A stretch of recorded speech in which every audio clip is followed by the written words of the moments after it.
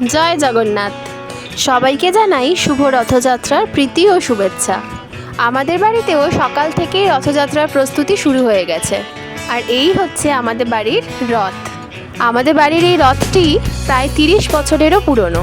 আমার বড় জেঠু নিজের হাতে এই রথটি আমার দাদার জন্য তৈরি করে দিয়েছিলেন। তারপর থেকেই প্রতি বছর এই রথটিকে আমরা রথের দিনকে পুজো করি। রথ পরিষ্কারের সাথে সাথে রথ সাজানোরও প্রস্তুতি চলছে। এই সাজানোর ডিপার্টমেন্টটা বরাবরই আমার দাদার, কারণ আমাদের সাজানো ওনার পছন্দ হয় না, তাই আমরা ওকে হেল্প করি আর পুরো রথটাও সাজায়। এরপর সন্ধেবেলায় জগন্নাথ দেবকে রথে বসিয়ে পুজো করে তার সাথে সাথে গোপাল দেবকেও পুজো করে আমরা সবাই মিলে রথ নিয়ে বেরিয়ে পড়লাম।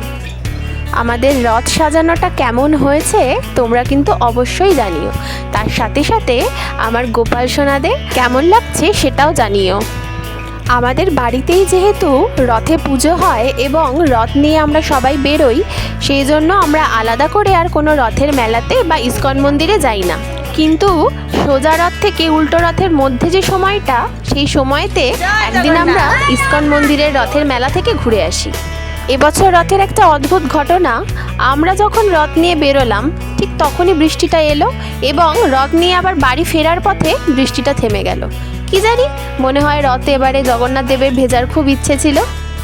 তো যাই হোক, দিনটা খুবই ভালো কাটলো। জয় জগন্নাথ। সবাই ভালো থাকবেন, সুস্থ থাকবেন।